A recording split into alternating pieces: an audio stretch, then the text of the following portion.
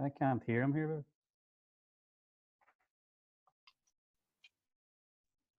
Good morning, guys. How are we all doing? Hopefully you can all hear me.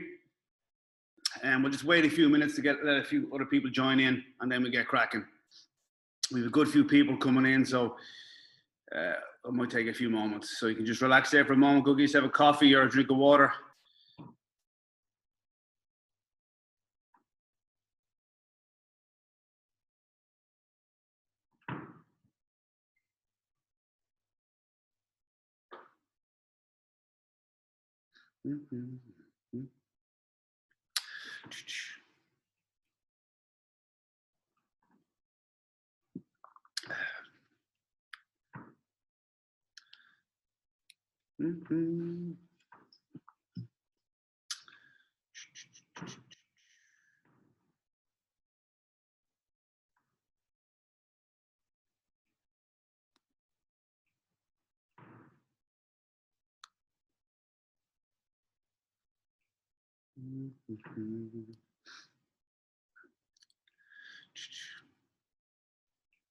Hope we're all doing well on a Saturday morning. Getting the coffee into Inga, I see that, good stuff. Now, I don't want to have to admit people in manually, so I'm going to try to make sure this is working okay. So guys, just bear with me for about 5 minutes, because it's about, on total today, there's 82 people signed up. So I'm going to make sure that everyone gets in okay without there being any delay. So we can get cracking right into the content. So maybe give yourselves 5 minutes to get a coffee and relax while we do this.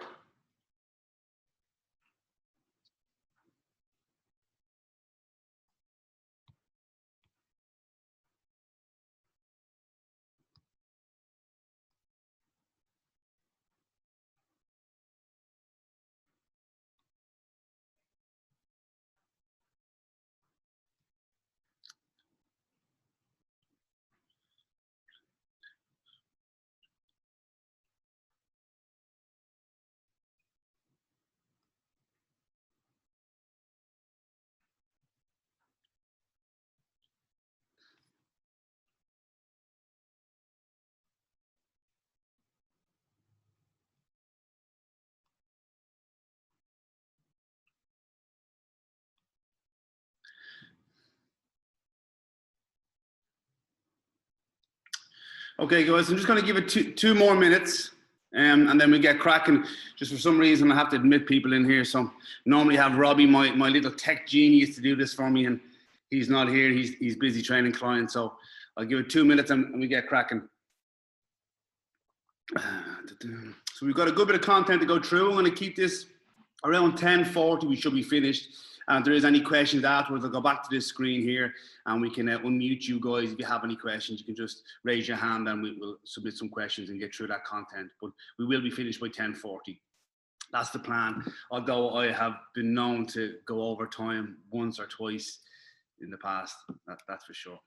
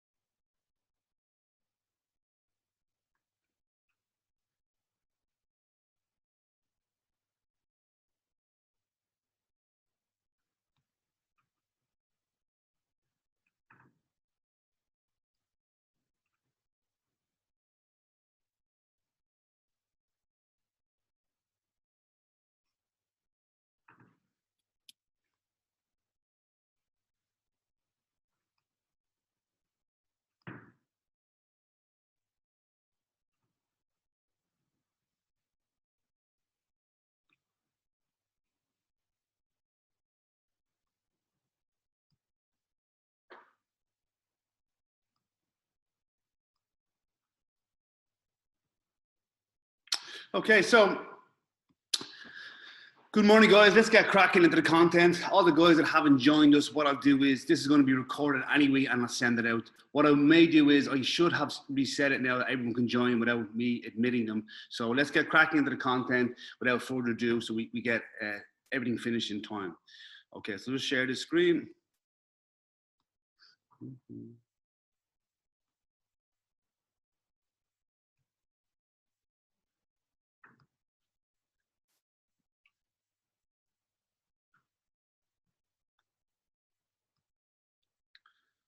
Okay, cool. So can everybody see me okay? Okay,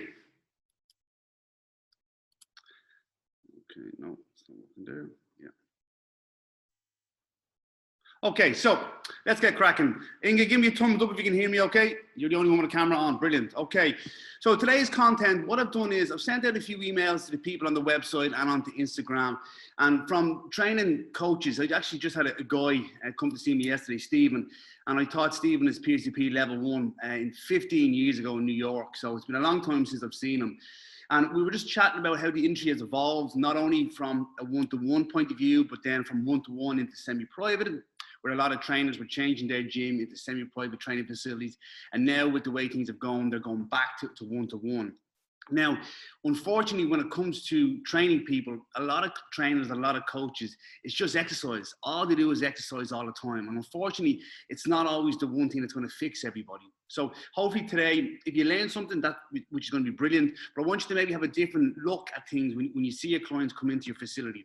So the first thing I want to talk about is going to be is food allergies. Now, food allergies are something that is rampant across the globe. And unfortunately, too many people just ignore them. So for example, I had a lady come to see me, lovely lady, training really hard, quite famous on Instagram, that's what she works at for a living, but her skin was an issue and she was always bloated.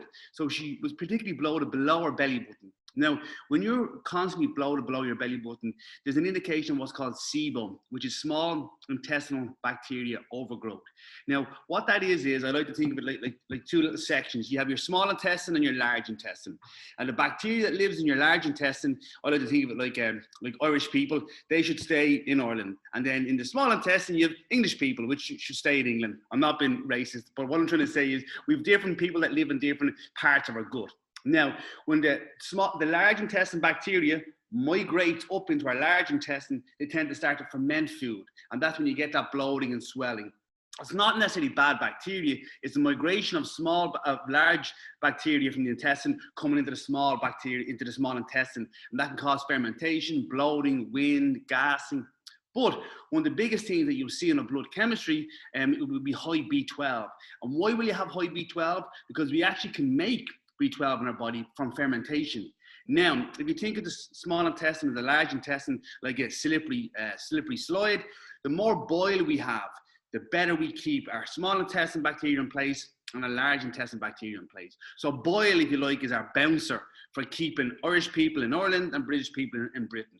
Now, if someone has food allergies or has SIBO, they are inflamed.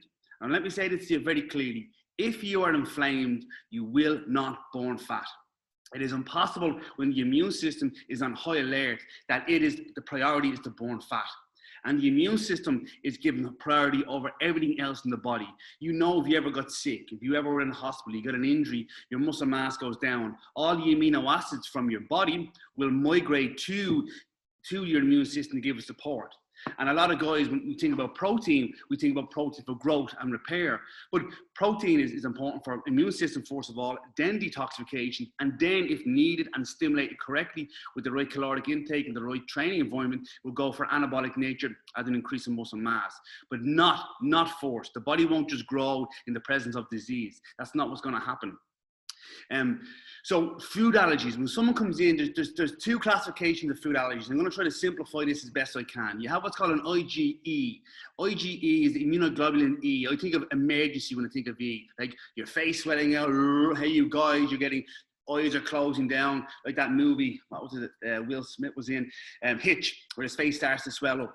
That's an anaphylactic shock. That's where the body's like, I'm actually going into arrest here. I'm going into cardiac arrest, the problem. That's what's called an IgE response. Now, you have a level underneath that, and people used to call it food intolerances, which is incorrect. It's still a food allergy, but it's an IgG response, immunoglobulin G response, where the immune system is irritated. It sparks the immune system. And when the immune system is elevated, that's the priority. So weight loss, brain function, cognition, digestive health, bowel movements, they all go out the window because the priority is stopping this invasion. Now, it's not an invasion. It's not necessarily a bad thing that you're consuming in your diet, but the body is reacting to it and it's causing an immune response. Now, from running thousands of food allergies, let me have a little think in your head now. What's the top 3 allergens that you probably see? You're probably going to say it now. Gluten, dairy, probably chicken, probably peanuts, depending on what country you're in. Now, I'm not that old. I just turned 40. I know, before everyone says, I can't believe you're 40. I am, just gone 40. But I never remember people in school being allergic to peanuts. I never remember someone being a celiac. So when we're in this situation, increasing time and time again, one of the major reasons why people have increased food allergies is the increase of C-section babies, is the stopping of breastfeeding, is the overconsumption of antibiotics, and a multitude of sterile environment in relation to food and processed food and so on. However, food allergies, the majority of time we can prevent, or we can mitigate, and we can rebuild and then move on. So when somebody comes into you, what's the sign of someone having food allergies? 1, blocked sinuses. 2, they may be snoring. 3, they're going to have possibly some acne along the back. Then we have what's called allergy shiners, where we look like we've been punched by Rocky in the face. We got big bags underneath the eyes. Now, would I recommend a test? Now, there's a doctor by the name of Dr. Daris Karazian. He has what's called the Karazian Institute. He has phenomenal content when it comes to food allergies. But one of the things I would say is there is only really one FDA-approved food allergy test. It's from a company called Allertest, which is the only test I use. Now, don't get me wrong. In the past, I've used other tests and realized that the science wasn't as validated as this test, and I've went off and I've changed to these. Their website is called foodallergy.com. That's hard to remember, isn't it? Foodallergy.com. Now, their test is an IgG4 test, and it's the only FDA approved. However, I wouldn't suggest people run out the door now and start getting tested. The reason being is, if you look at someone's food diary, you can guarantee tell what's going on. Now, if you look at someone's food diary and then you give them recommendations for a month and things aren't improving the way you'd like them, well, then maybe go on and do a food allergy test. But doing a food allergy test off the bat, when all somebody eats is chicken and broccoli, turkey and broccoli, cod, it's moronic, because they're eating the same food all the time, and the body's going to become allergenic to that protein. Now, on that point, we're generally not all the time, but 99% of the time, our immune system is reacting to a protein sequence, a gluten protein sequence, an amino acid sequence from chicken, from turkey, from gluten, from peanuts. It's generally not the fat, and it's generally not the sugar. Now, you can have intolerances, which are completely different. An intolerance could be an MSG intolerance, monosodium glutamate intolerance. You can have a histamine intolerance, where you're not breaking histamine down and you get a bit of a flush. You can see it on the neck on some people, on the legs, on the abdomen. Next, you can have what's called a lactose intolerance, and I'm sure you can know the side effects of lactose intolerance. but you can smell it too. But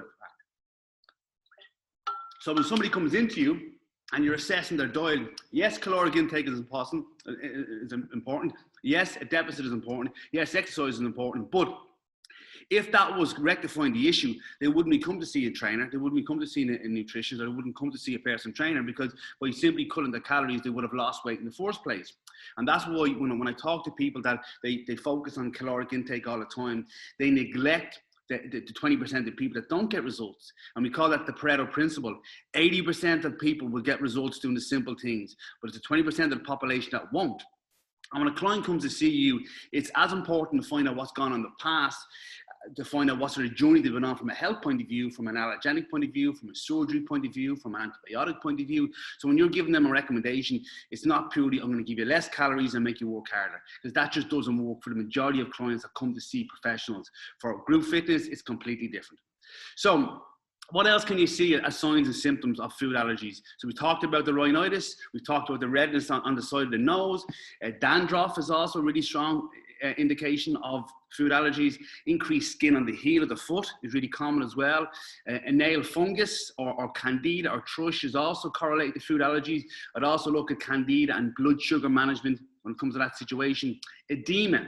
If you take off your socks at night time, or you take off your bra at night time, ladies, and there's a massive indentation in the body, maybe the bra is too tight, maybe the socks are too tight, but that's constantly happening on all the clothes you're wearing. That's an indication that we have two types of fluid in our body. We have intracellular fluid and extracellular fluid. And we need a balance between these two guys. And when our body is inflamed, the balance of intracellular fluid and extracellular fluid isn't in check. And that is down to the inflammation of the body. But if you can't, I like to think of the cells like two Pac-Men or two Pac-Women, as the case may be, and they're talking to one another. If the fluid inside one Pac-Man is too viscous or dehydrated, and the fluid outside is too viscous or low, we can't communicate. So they're not able to listen to one another. So when the body is inflamed, it's unable to burn fat. An inflamed body, or a fat body, is an inflamed body, but a fat body that's inflamed will not be able to burn fat. So the number one thing is to bring down inflammation, which when people go on an initial diet to start off, what do they say? Oh, Owen, I lost fluid. Yeah, you lost fluid because you were retaining fluid because you were inflamed in the first place.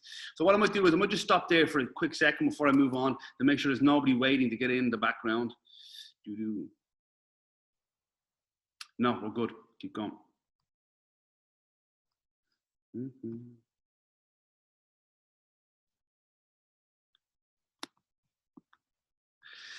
So, talk about food allergies, then we talked about the different types of symptoms that may occur. Now, next thing I want to talk about is exercise and activity. So they're not always the same. Unfortunately, when people come to the gym, they think that exercise and activity are the same thing. Now, I want to classify exercise if I can. So exercise for me is a discipline that somebody is imparting in order to lose weight. Now, if you're exercising for the sport, brilliant, go ahead. If MMA is your thing, if football is your thing, if rugby is your thing, brilliant. Your exercise is being recommended. The exercise, the reps, the sets, the tempo, the rest interval, the intensity is all specific to your goal of sports performance. Now, next thing is when you're a bodybuilder, and when you're a power lifter, and when you're an Olympic lifter, you're exercising to improve bodybuilding, you're exercising to improve powerlifting, you're exercising to improve CrossFit. The problem that I have is that people take strength and conditioning, they take bodybuilding, and take powerlifting, and they push it on people that are looking to lose fat loss. It's not the same goal. It's not the same endeavor. Now, also, exercise doesn't always have to be horrible, whack your head off the wall, have no fun. You can have enjoyment. You can go for a game of tennis, you can go for a game of golf, you can go for a walk, you can go for a run, you can go for a cycle. But is that exercise? And the answer is no, because you can go on a bike, you can run. And think about it, when you go on a bike and you go for a run, what are you actually doing? You're training your body to be able to run further with less hard work, with less caloric expenditure, and improve your cardiovascular fitness. It's not necessary to improve fat loss. I can get you and give you a mini circuit, and I have this program called the ISO circuit, where we do isometric work intermittently in between a run to improve your heart rate, to increase lactic acid, and improve fat loss. But running is not the most effective use of your time for fat loss. Is it activity? Yes. Is it exercise? in a way, but is the best unit of investment in time to get the shape that you want? And the answer is no. So if you have any joint misalignment or ankle misalignment or postural issues, doing repetitive motion in relation to a run, in relation to a cycle, is going to compound the body. So this morning, Robbie, one of our staff members, got a flat tire coming in, but maybe that tire was wearing, maybe it was the balancing on the tire was off a little bit and was wearing on one side. And if your body isn't in ideal alignment, why would you do a repetitive motion thousands of times, multiple times a week? And we call it the FIT principle. It's across the world: frequency, intensity, type, and time. Let me say that again: frequency, intensity, type, and time. And when it comes to cardiovascular exercise, people just run more often. They run further. There's a certain level of intensity that they can't increase. So there's a certain level, otherwise you're sprinting, you won't be able to sustain it. And then they run for longer. Now, if you've got joint misalignment, if you've got weight to lose, and I see these pictures of someone being overweight and how much they need to run to lose weight, the wear and tear on the joints, on the cartilage, on the ligamentous system, on the tendinous system is massive. And if you're overweight, there's chances are you're going to get compensation. Your hips, your lower back may have compensated to facilitate that increase in fat mass on your body. Now, one of the things I find extremely interesting, my wife loves that television program, or the station TLC, where they have some crazy programs, whether Get Married Without Seeing Somebody, and the Kardashians, and weight loss programs and crazy stuff. But you can see people that are 500, 600, 700, 800 pounds, 900 pounds, 1,000 pounds. You'll never see a man or a woman 1,000 pounds of muscle. So fat tissue doesn't have a ceiling of hypertrophy, doesn't have a ceiling of growth of tissue. So the body will just increase more fat tissue. Why is it doing that? Why does the body make more fat tissue? It makes more fat tissue because it's trying to keep you alive. It's trying to keep what's called homeostasis, keep you alive now. The same way, if I don't eat enough protein today, or if I exercise too much and I haven't eaten enough, my body will start to break down the amino acid pool inside my body to facilitate my immune function, my detoxification function, and my neural system. So if I don't eat enough protein, that's what's going to happen. Now, when people run, and I see this time and time again, when they're running, they're eating less calories.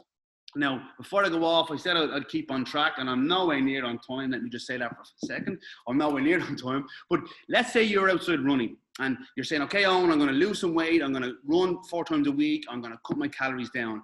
Every diet on the planet that is low in macronutrients is low in micronutrients. Let me say that again. Every diet on the planet that is low in macronutrients is going to be low on micronutrients. It's not me, it's a fact. If you eat less food, the micronutrients in that food is going to be less because you're eating less food. So food is broken down into 2 categories: macronutrients and micronutrients. And I make it very simple for my clients.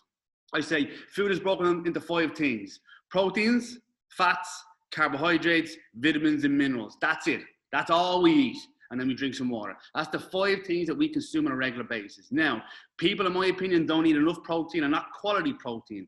2, they don't eat enough fat. They definitely don't balance their fats. Way too much omega-6 is going in, not enough omega-3s, not enough good fats coming in. Next thing is carbohydrates. They over-consume carbohydrates. It's not by accident. That's my middle finger, guys. It's not by accident. All your fingers are different lengths. Well, they should be, unless you're some sort of genetic mutation going on. But carbohydrates is generally the one that's digested the easiest. Of all the 3 macronutrients, carbohydrates is digested the easiest. We know fiber is insoluble. So protein and fat, they digest much slower. Carbohydrates digest very easy, so our body gets that. But again, there's issues that come with that. And then the last 2 there is we have vitamins and we have minerals. So any diet that you're on, that if you cut those 3 down, your vitamins and minerals will be low. Now, on that point, let me just make a small thing. When you've consumed a diet high in calories, and particularly from carbohydrates, there's one essential thing that we need to metabolize carbohydrates, and that's magnesium. Now, as if Eric was here, my friend Dr. Serrano, if he was here, he'd say, well, Owen, God knew that, and God knew that you needed magnesium with carbohydrates. That's why he put magnesium in carbohydrate foods. And I'm like going, great, Eric. I love that. I'm not gonna talk about that. Leave that there. I'm Irish, so I've been force-fed religion since day dot. So, but what I would say there is, if you're bringing down your caloric intake and you generally cut your carbohydrates down, we get magnesium from carbohydrates. Now, in the process of burning fat, we have 2 major things that we need to do in order to get fat from outside the cell, inside the cell to be burned. We need 1, carnitine. Carnitine is from meat, carn. We can also make some of it, but it's a lengthy process. It involves vitamin C, lysine, it involves iron, a few other factors. But we can make carnitine. But if we're not eating meat, if we're not eating carbohydrates, and we're not taking magnesium, so carnitine and magnesium are transportation vessels and enzymes that bring it inside the mitochondria in order to be burned. So if you're carnitine deficient and you're magnesium deficient, you cannot burn fat. So guys out there running constantly, they're breaking a lot of muscle mass down, they're not replenishing it because they're not balancing their macronutrients, and then they're deficient in magnesium. Now, where else can you lose magnesium from? From sweat. So if you're sweating on a regular basis, you're going to be depleting yourself of magnesium. And also, if you're twitching or spasming or having cramps, that's a strong indication that magnesium is deficiency. We have calcium in relation to the styloid filament material when we contract the muscle, but magnesium is essential for the relaxation of a muscle. So twitching is a big sign of magnesium deficiency. And generally, let's say I'm 100 kilos, and a 100 kilo man will have about 27 to 30 grams of magnesium in your body. A female a little bit lighter, maybe 60 to 80 kilos, will have around 22 to 25 grams of magnesium. But we lose it when we sweat. You can even taste it, the salt and the sweat coming out through our body. So the more aerobic work you're doing, if you want to get the benefit from it, I would suggest interval training. I would suggest supplementing with carnitine and addressing magnesium. But please, guys, you don't always have to exercise. You don't always have to have activity. I like that for guys to do something every single day. But if you're looking to lose weight, exercise. Do a program that elicits fat burning and muscle mass gain. Posture, mobility, strengthen your joints, longevity, and help you with anti-aging. When you're doing activity like tennis and golf and so on, enjoy that. But don't think the activity is going to give you weight loss, and don't try to necessarily enjoy, well, some say this out there will really enjoy killing themselves in the gym, and I'm probably one of those people, but realize there's different strokes for different folks. If you get somebody into the gym 5 days a week, 5 days a week of training only represents 2.9% of the week. So in order to help someone get towards a weight loss goal, maybe exercise is their goal, maybe lifestyle is their goal, or maybe nutrition is their goal. But forcing someone down the exercise route and not addressing the other factors won't get them to their journey. Okay, so next series, I try my best to read books on a regular basis. These are two books that I read, and the reason why I like them, they really point out a picture that I try to get across to people. This first one is Coach to Coach from Martin Rooney. So Martin Rooney is a coach a very long time. He's big in the MMA world. He's had a gym many years. And I had the pleasure of meeting him. He was in Dublin doing a seminar. He has a company called Training for Warriors. And I heard he was in the country, so I reached out to him. I said, look, I have a gym in Dublin, a few gyms. We're near the seaside. Fancy coming out and having a pint. Imagine that, me, an Irish guy, inviting a guy for a pint. But anyway, he came out, we met up.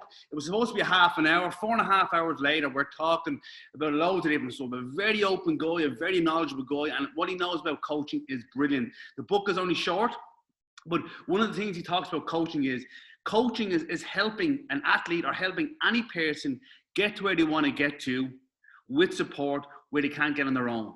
So when clients come to see you, they can't get there on their own. They're coming to see you as a professional, not only for the education, not only for the support, but the accountability and the support to get there. So when you're coaching people, guys, it's not about shouting at people. It's not about getting the reps in. It's not about making people sick. It's the whole coaching environment. So it's a phenomenal book. I strongly suggest that you look into it. This next one here is Good to Great.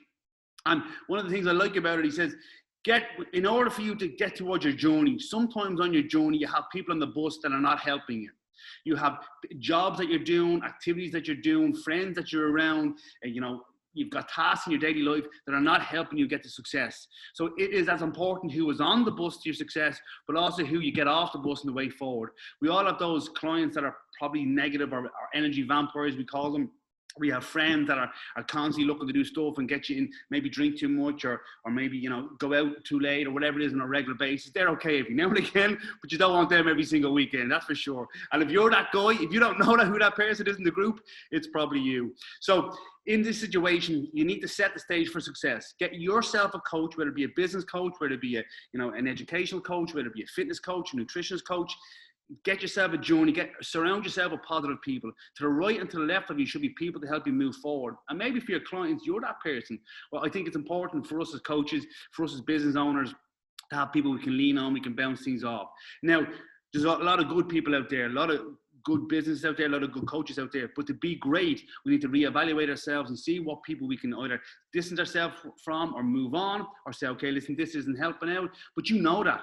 I can guarantee you now, if you were to list down all the people you work with, you know that people are autonomous. They drive themselves. They're focused. They're switched on. And it's not about motivating them. If you have to motivate someone, that's not someone you want on your team. The most important thing is the people in your team is not to demotivate them.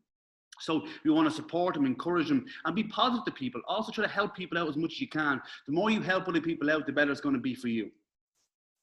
So this one here, so I just quickly, I'm going to put this out here. So I turned 40 2 weeks ago, and one of the things I try to get across to people is I miss hanging out with my friends. I miss having a party. And one of those things, if I ask you what's the stress hormone, have a little think now about the stress hormone. And I'm sure people out there are saying cortisol. Cortisol is your number one stress hormone for sure. It takes about 5 to 10 minutes to be released. It can cause a lot of negative stuff, but it also causes a lot of positive stuff. Oxytocin, the feel-good hormone. We get it from hugging people, handshaking, charity, looking after people. We also get it from sex and so on, and charity and our animals. Not sex with your animals. I mean, walking your dog and so on. Janie Mac, that came out wrong. I apologize. But what I'm saying is, during this time, I'm going to give a little offer to everyone that's on board now. And even if you want to share it on your social media, share it with your network of friends. It's 40% off every single course that I have on the platform. And that's going to close later on tonight. So if it's for yourself, to upskill yourself during this downtime, if it's somebody that you see in the industry that could do it a bit of a step up, or you see people that are isolated, they're on their own, they're too busy walking in the trenches that they can't educate themselves, please do lean on these courses. I wish I had this content when I was younger. I could have saved myself a lot of journeys, traveling all over the world, learning from a lot of people. But the biggest thing I've learned from was my clients, my athletes. When I started training people for the Olympics, not that I didn't know what I was doing, it was a very sharp learning curve.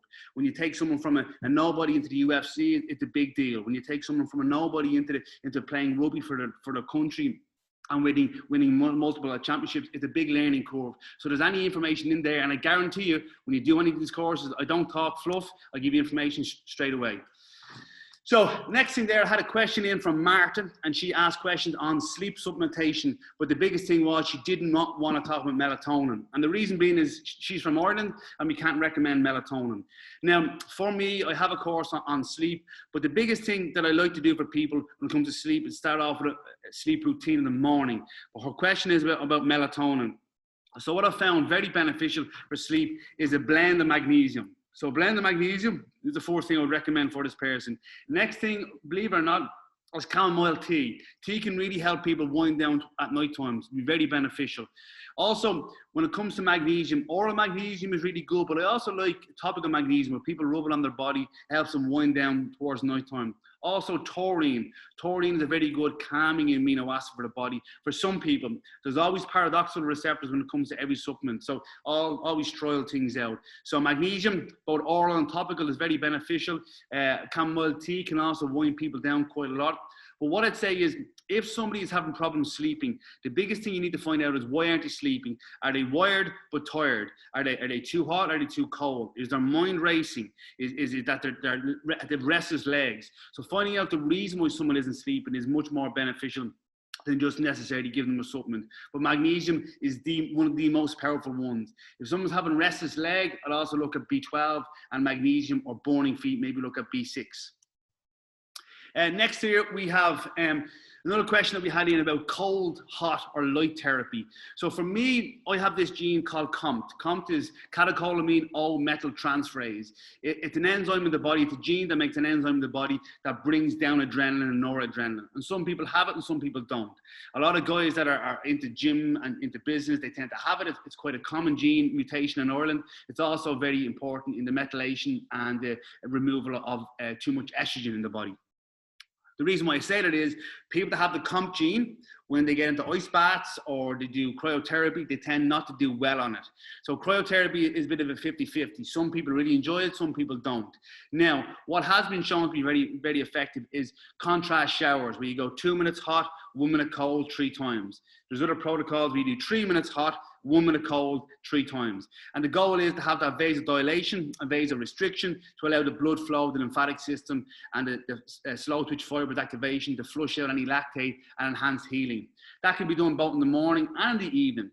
Cold showers, cold therapy has also been shown to activate BAT, brown adipose tissue, which is actually metabolically active. So cold showers or contrast showers have also been shown to help activate brown fat, which can increase metabolic function. Cold shower or finishing in a cold shower in the morning for a minimum of 60 seconds. Now I said cold, don't go all the way to the end. So if you're here for a hot shower, just start off finishing here for 1 minute. Then next day, if you shower every day, which I hope you do, come a little bit lower, the next day a little bit lower, and so on. And by doing that, it actually has been shown to give the thyroid gland a little bit of a boost. And not only can it help with waking up in the morning, but also help to wind you down at night time, which is counter oxymoron really, but where it can help you wake up because it gets the thyroid switched on to what it has to do in the morning. It can also activate the thyroid to wind down at night time. So very beneficial. Heat therapy. I'm a huge fan of far infrared saunas. I think they can be placed phenomenally into a workout and really get some big benefit from it. So saunas can be very beneficial. And next there is light therapy. There's one called Juve that I use. I know a few guys out there that use it.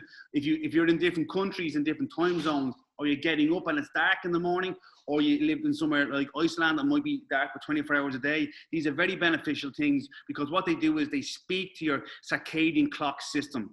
You have two types of clock systems in the body. You have a central circadian clock system, then you have peripheral clock systems like muscle and liver and digestion and the central nervous system.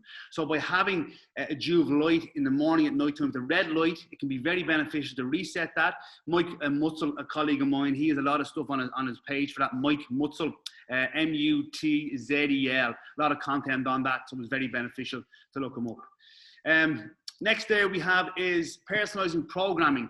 One of the issues that I have when I see a lot of programs being designed, it's generic. And I'm not saying you guys, when I say generic, let me rephrase that. It's reproducing other people's programs. So from somebody that used to teach people a lot of science about program design, exercise prescription, that was my love. I love programming. I love designing workouts.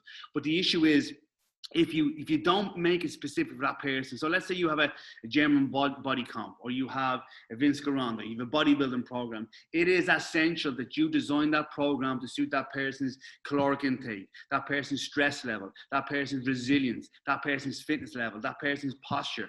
We also have what's called a metronome. If your client's been sitting all day, every day, they're on Zoom calls like we're on right now, that you get them into the gym, you start squatting at an incorrect exercise prescription for that person. We need to open up those hips.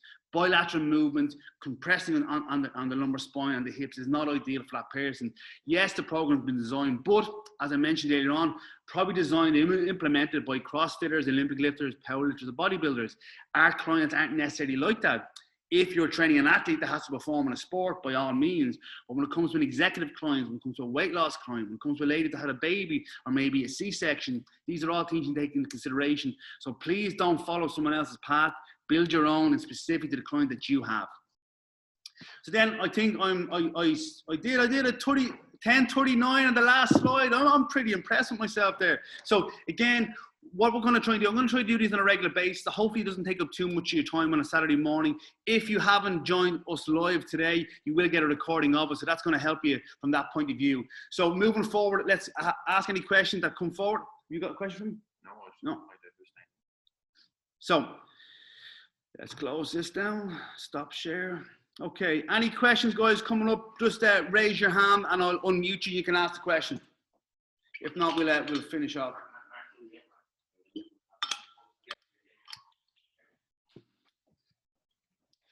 Okay, so question here. I have, just text in.